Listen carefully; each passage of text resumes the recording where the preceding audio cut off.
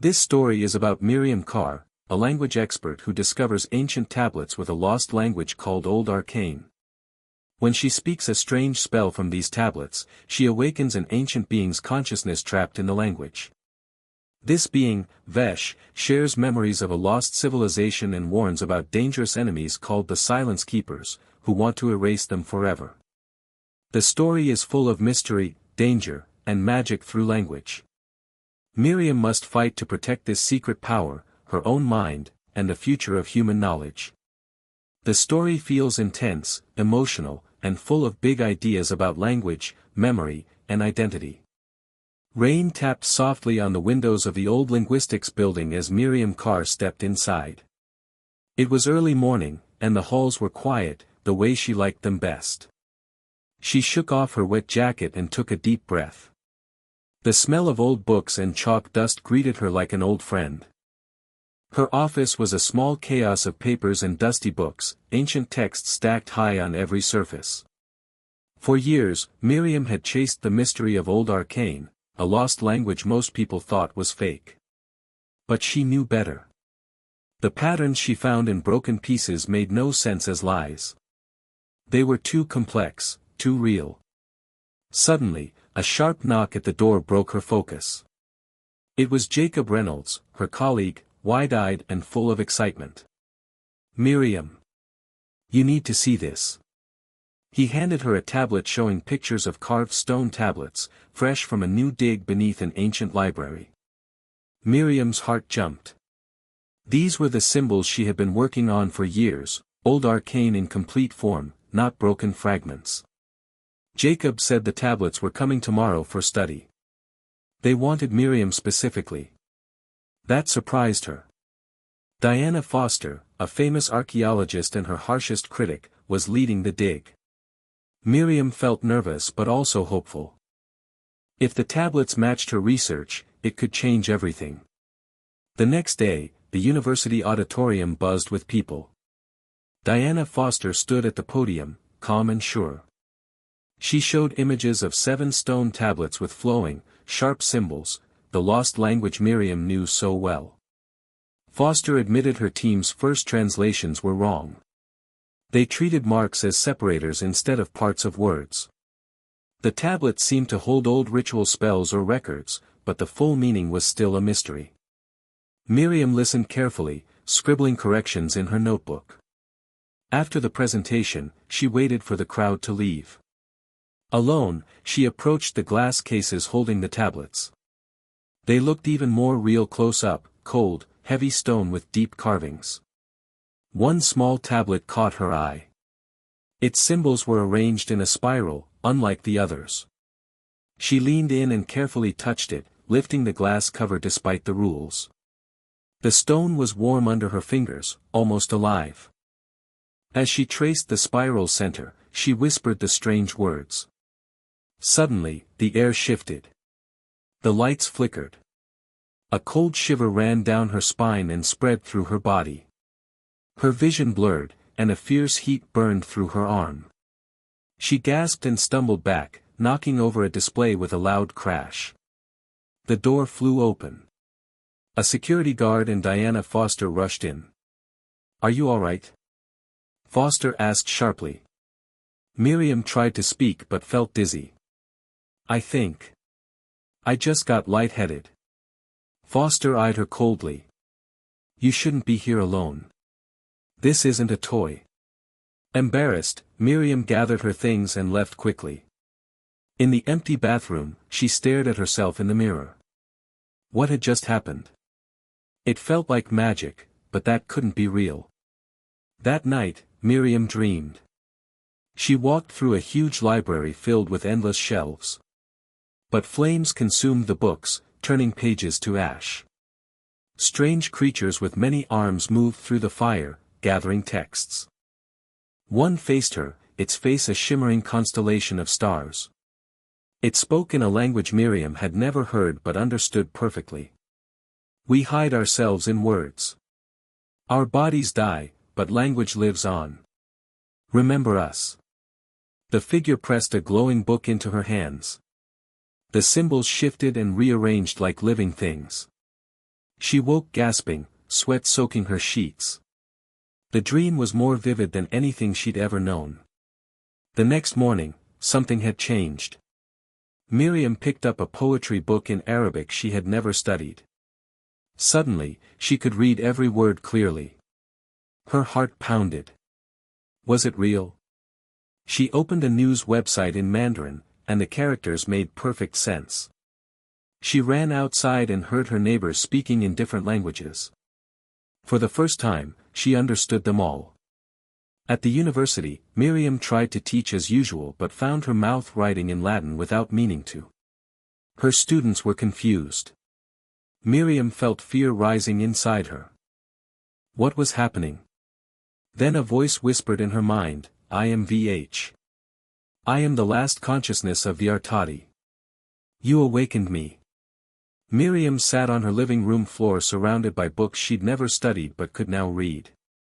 Vesh, the ancient being, told her about the Artadi, a lost civilization who lived through language itself. They had hidden their souls inside words to survive a terrible destruction. But others hunted them, the Silence Keepers. They wanted to keep such powers silent forever. Miriam felt overwhelmed. The presence in her mind was exhausting, like a guest who never slept. But she also saw through Vesh's memories, cities made of glowing words, gardens that grew with poetry, and the terrible end of their world. In the days that followed, Miriam's life changed. She spoke languages she never learned and knew things she never studied. Her mind felt split between two beings, human and ancient. At a conference in Geneva, she met Dr. Sebastian Thorne, a man who claimed to fight the Silence Keepers. He warned her the ancient consciousness inside her would destroy her mind. Miriam refused to believe him. But she could feel herself changing. Sometimes she couldn't tell if a thought was hers or Vesh's. Thorne's group hunted those like Miriam. They called themselves the Keepers of Silence, sworn to keep dangerous words and powers dead. Back home, Miriam's apartment was broken into. Her notes and tablets were stolen. Her neighbor was hurt trying to protect her. She turned to Dr. Lucas Freeman, a friend and scientist, for help. Together they studied Miriam's brain, discovering two consciousnesses sharing one body, merging, changing, but not destroying. Vesh told Miriam the Silence Keepers planned to use a powerful elimination prayer, a linguistic weapon designed to wipe out beings like her forever. Time was running out. One night, hunters came to her remote cabin. Miriam used the old arcane to protect them, bending reality with words of power. She was becoming something new, both human and Artadi. Miriam and Lucas now faced a fight not just for her mind but for the fate of language itself. The forest swallowed the sounds of their hurried footsteps as Miriam and Lucas fled through thick trees. The night was cold and dark, but Miriam felt the strange heat of old power growing inside her. Her voice hummed with words she barely understood, words that bent the world around them. Lucas kept pace, his breath ragged, glancing over his shoulder. They won't stop, he warned. The Silence Keepers are relentless. Miriam nodded, gripping the fragments of her stolen research in her pocket. Those pieces held the key to stopping the elimination prayer, a terrible spell the Silence Keepers wanted to use to wipe out Vesh and others like her. Back in the cabin, alarms blared as masked figures smashed windows and ransacked equipment. Lucas's lab was gone. Smoke curled into the night sky. They had to stay ahead. In the safety of a nearby truck stop bathroom, Miriam splashed cold water on her face. Her reflection stared back, but the eyes looked different, brighter, filled with stars. This is no longer just me, she whispered. It's Vesh, too. Lucas leaned against the door, bruised but steady. You did something back there in the forest. That wasn't just language, it was magic. Vesh's voice echoed in Miriam's mind. Language shapes reality. Our words are power. But power came with risk.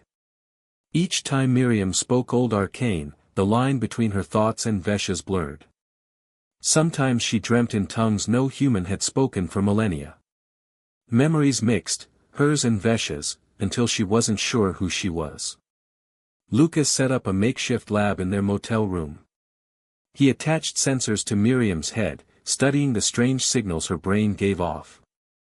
On the screen, he pointed out patterns, two different consciousnesses sharing one mind, shifting and adapting. This is incredible. You're literally two minds in one body. Miriam nodded, exhausted. But it's changing me. Lucas frowned. Thorne's right about one thing, you're not the same anymore. But that doesn't mean you're losing yourself. The days that followed were a strange dance. Miriam gave lectures that amazed her colleagues, speaking languages she never learned. Vesh whispered ancient secrets in her dreams, guiding her through the tablet's hidden meanings. Yet the threat of the Silence Keepers loomed. Thorne's group moved fast, rebuilding the elimination prayer piece by piece, hunting the scattered fragments across the world. One night, as Miriam studied the texts, Vesh's voice grew urgent. They plan to use the prayer during the winter solstice, when its power will be strongest. Lucas marked the date on his calendar. We don't have much time. Together, they hatched a plan. Using stolen security codes from the Silence Keeper's own devices, they would infiltrate the old observatory where Thorne's group was gathering. The abandoned building sat on a lonely hill, its white dome gleaming in the cold sunlight. Miriam donned a lab coat stolen from one of the cultists, the Silence Keeper symbol stitched on the pocket. Lucas posed as a delivery driver, carrying a fake package. At the gate, the guard barely glanced at them, letting them inside with little question. Inside, technicians hurried, robed figures moved purposefully, and tablets were stacked like treasures waiting for ritual. Miriam's heart pounded as they moved through the halls. She had never felt so close to danger. Second floor, Thorne's office, Lucas whispered. That's where the prayer fragments are kept.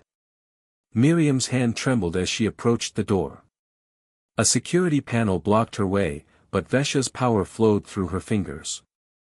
She whispered an ancient phrase in Old Arcane, and the panel beeped green. The door unlocked.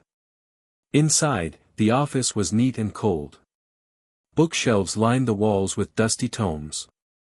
On the desk, a glass case held shattered fragments of the elimination prayer, arranged in a circle like a deadly puzzle. Suddenly, a voice cut through the silence. Professor Carr. Sebastian Thorne stood in the doorway, a pistol aimed steadily at Miriam's chest. Behind him, two robed men grabbed Lucas, blood trickling from a fresh cut on his face. Did you really think we wouldn't be watching? Thorne sneered. Step away from the case. Miriam's voice was steady. Let Lucas go. He's just a friend. Thorne laughed coldly. He understands perfectly. He's been watching the changes in your brain. The infestation inside you. You're losing yourself. We're not losing, Miriam said, voice firm.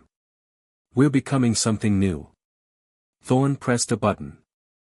A section of the wall slid open, revealing a chair surrounded by machines. The extraction process will separate you from the Artadi consciousness, he said. We need Vesh intact to activate the prayer. Vesh's voice in Miriam's mind was urgent. If they separate us, neither of us will survive. Miriam took a deep breath. What if there's another way? What if we merge fully? Become something neither human nor Artadi?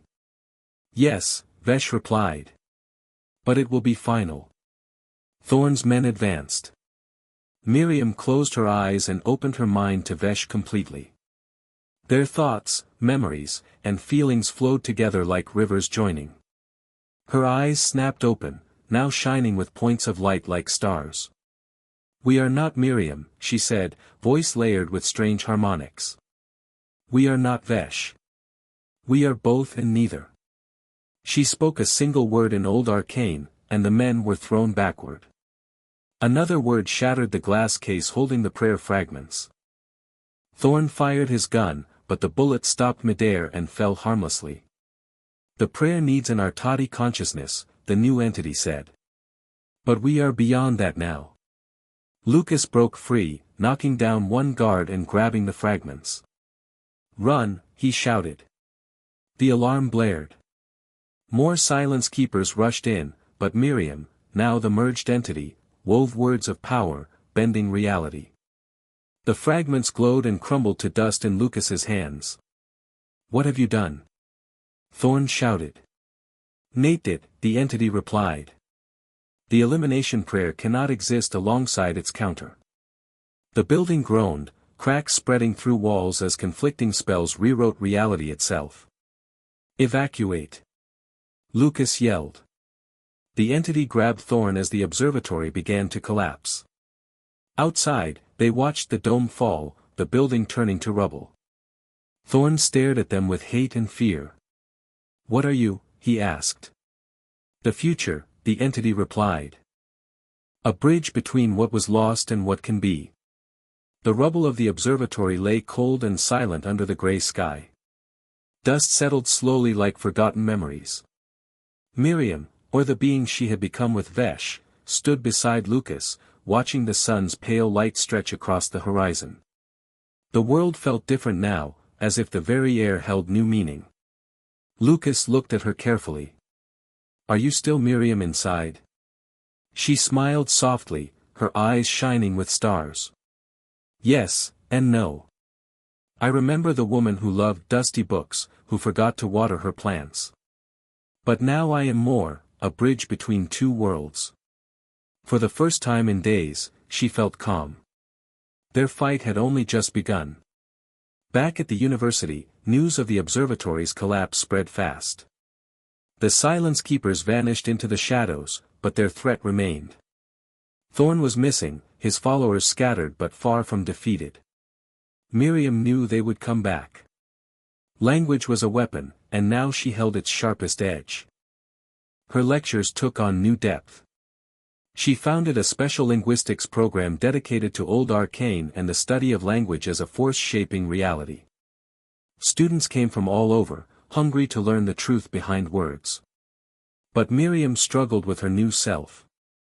The merging with Vesh had brought power, yes, but also confusion. Sometimes memories overlapped. Was a dream hers, or Vesh's? Did a thought come from her own heart, or the ancient consciousness entwined with hers? Lucas stayed close, a steady presence through the changes. One afternoon, Miriam and Lucas sat in her cluttered office, piles of books and tablets surrounding them. They were translating a newly found fragment that hinted at other Artadi consciousnesses trapped across the world. There could be thousands, Miriam whispered. Waiting to be awakened. Vesha's voice resonated softly in her mind. Most are lost, broken beyond repair. But some remain whole. Like me. Lucas frowned. If the silence keepers find them first, it could mean disaster. Miriam nodded. We need allies. People who understand the power of language and will protect it. Word spread, and soon a secret network formed. Linguists, historians, and scientists who believed Miriam's story. Together, they worked to uncover more tablets and translate the lost language. But danger lurked in unexpected places. One evening, Miriam returned home to find her apartment broken into again. The damage was worse than before. Someone had been searching frantically, leaving chaos behind. She froze, heart pounding. This time, they were closer. Lucas arrived moments later, his face grim. They're tracking you. Watching every move. Miriam clenched her fists. We can't run forever. That night, the entity inside her grew restless. Words of old arcane whispered in her mind like a song only she could hear. Suddenly, images flooded her, the Artadi cities alive with colors that shimmered in the air, gardens growing with the sound of spoken poetry, libraries glowing in the dark. She saw her own face reflected in the past, and in the future, a new kind of being rising from the ashes of old words. But with the visions came a warning. A dark force stirred beyond the edges of reality. The silence keepers were preparing a new ritual, one even more dangerous than the elimination prayer. Miriam woke gasping.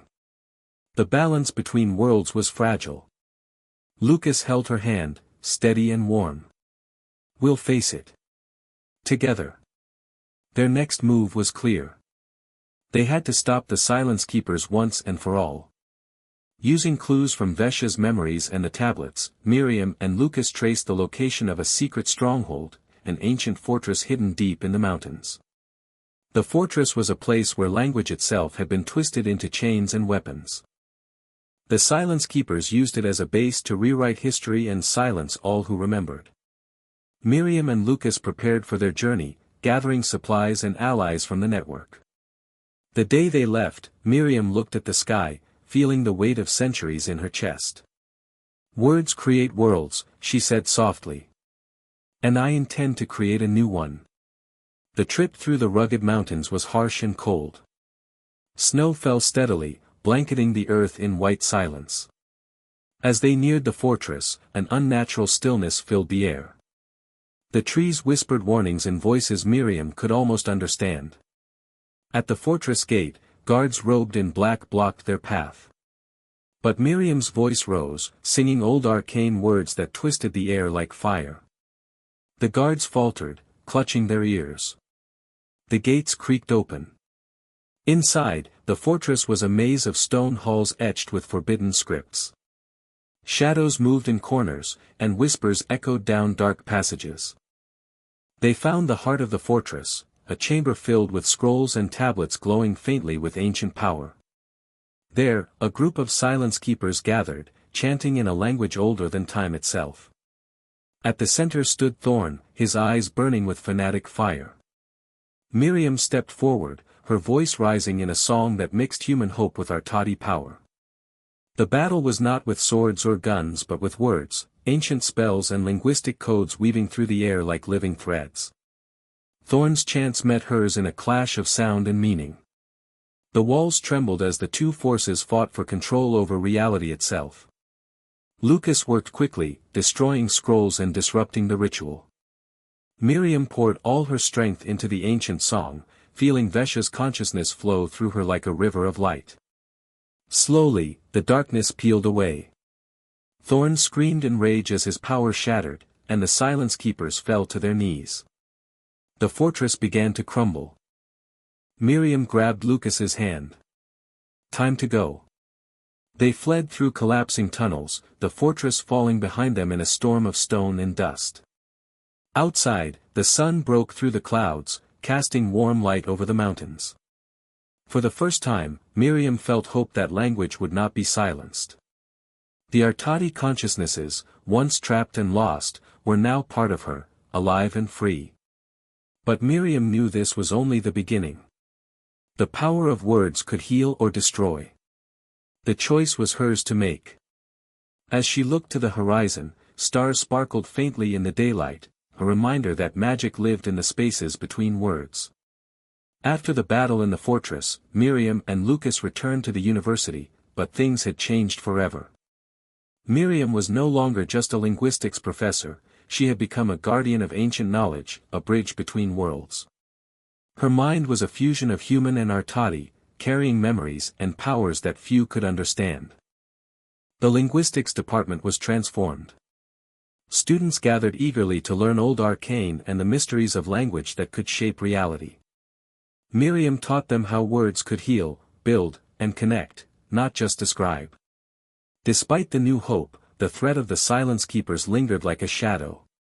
Thorn was missing, but his followers were still out there, silent and watching.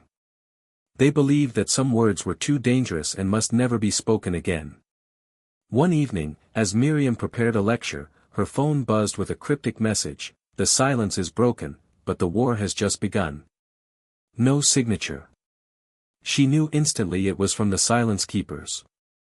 Vesha's voice filled her mind, calm but urgent. "They will try to silence us again. We must be ready." Miriam clenched her fists. "Then we fight. Not with weapons, but with words." Lucas was by her side, helping her navigate the changes inside her.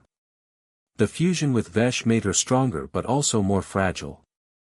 Sometimes, the two consciousnesses disagreed, causing confusion and pain. I never expected to share my mind with an ancient being, Miriam told Lucas during a quiet moment. It's like having a conversation with a ghost who remembers the beginning of language itself. Lucas smiled gently. At least you're never alone. Together, they began to document everything, the tablets, Vesha's memories, their discoveries, creating a new archive to protect the truth for future generations. But the Silence Keepers were clever. They launched a campaign to discredit Miriam's work, spreading rumors that her research was dangerous, that she was losing her mind. They infiltrated universities and media, sowing doubt and fear. Miriam felt the weight of their attacks but refused to back down. She knew the truth was too important. One cold night, as she walked home, a figure stepped from the shadows. It was Thorn. His eyes were fierce, but there was something different, exhaustion, maybe regret. "Why do you persist?" he asked quietly. "You've changed. You're no longer fully human." Miriam met his gaze steadily. "Neither are you, in a way. You've been consumed by fear of what you don't understand." Thorn shook his head. "I only want to protect humanity. To keep it safe from corruption." "Language is not corruption," Miriam said softly. "It's creation. It can divide or unite. Destroy or heal." Thorn looked away, torn between anger and doubt. Before more could be said, a sudden attack came. Armed men rushed the street, and Miriam and Thorn were forced to flee together. Lucas arrived, leading a group of allies who helped them escape into the night. As they hid, Miriam realized something: even her enemy was afraid of the power she carried. The next days were filled with planning and preparation. Miriam, Lucas, and their allies formed a council to protect language and knowledge. They worked to create safe places where ancient languages could be studied without fear. Miriam's mind continued to evolve. She and Vesh learned to balance their thoughts, creating harmony from the chaos. In quiet moments, Miriam felt the presence of the other Artadi consciousnesses, waiting to be awakened and joined. She knew their time was coming. Then came a breakthrough. While translating a new tablet, Miriam discovered a hidden phrase, a spell to amplify the power of old arcane without harm. With careful practice, she learned to use it, healing broken minds and strengthening connections between people. Her lectures became more than teaching, they were experiences where students felt language come alive.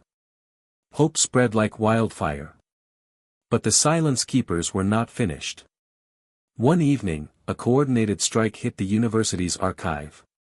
Tablets were stolen, data erased. Miriam watched helplessly as years of work vanished in a flash. Vesh whispered urgently, "They want to silence the future." Determined, Miriam rallied her allies. They traced the stolen tablets to a secret vault beneath the city. A daring plan was set: infiltrate the vault and recover the lost knowledge. Under cover of night, Miriam and Lucas led the mission. Using old arcane, Miriam slipped past guards and barriers, bending reality with whispered words. The vault was a maze of shadows and silence, but the power of language lit her path. They found the tablets, carefully hidden but unharmed. As they prepared to leave, alarms blared. The Silence Keepers had discovered them. A fierce battle followed, not just of weapons but of words. Miriam chanted spells that warped the air, creating shields of sound and light. Lucas fought beside her, his scientific skills blending with Miriam's magic. Together, they escaped the vault, tablets in hand. Back at the university, they vowed to rebuild stronger than before. Miriam understood now that the fight for language was never ending. Words held the power to shape reality, and with great power came great responsibility. She looked out over the campus, the sun rising behind the mountains. A new day was beginning. The ancient spell was no longer lost. It lived in her voice, in the hearts of her students, in the spaces between words where magic breathed. The months that followed were a time of rebuilding and growth. Miriam's program flourished, drawing students from around the world who hungered for the truth hidden in old arcane. The university became a beacon of hope, a place where language was honored as a force that could shape the world. Miriam herself had changed beyond recognition. The fusion with Vesh was no longer a struggle but a harmony. Their thoughts danced together, creating new ideas, new words, new ways to see the universe. Her eyes still sparkled with ancient light, a reminder of the power she carried. Lucas stood beside her as ever, steady and sure. His scientific mind balanced Miriam's mystical gifts. Together, they were a bridge between the past and the future. But the Silence Keepers never truly disappeared. Their whispers lurked in dark corners, and their tattooed symbols appeared in hidden places like warnings. One evening, as Miriam prepared for a major lecture, her phone buzzed with an anonymous message: "Some words must remain silent." Miriam felt a shiver but also a fierce resolve. She answered silently in her mind to Vesh, "Then we will speak them louder." Her lecture hall was packed. The air buzzed with anticipation. Miriam began to speak, not just words, but stories of ancient times, of civilizations where language was living magic. She taught how words could heal, connect, and change reality. Her voice carried a new strength, weaving old arcane with modern tongues, creating a tapestry of sound and meaning that filled every heart. Students listened in awe as the invisible threads of language unfolded before them. After the lecture, Miriam met with Lucas and their closest allies. They had made plans to protect other ancient consciousnesses trapped in lost languages. The Artadi were not alone, many others waited to be awakened. Miriam felt hope and a heavy responsibility. The power of language was a gift and a burden. One night, as she sat alone, she felt a new presence, a soft voice, different from Vesha's but familiar. A new consciousness was awakening. Miriam smiled, tears glistening in her eyes. "This is just the beginning," she whispered. The fight for language, for memory, for identity would continue. But now, Miriam was ready. She was no longer just human, nor just Artadi. She was something new, a living bridge between worlds. As dawn broke, Miriam spoke quietly in old arcane. The words floated on the morning air, warm and bright. Around her, small flowers bloomed through the frost-hardened ground, a sign that even in cold, silent places, life and magic could grow. The ancient spell was no longer lost. It lived in her voice, in the hearts of those who dared to speak it, and in the endless spaces between words where true magic waits.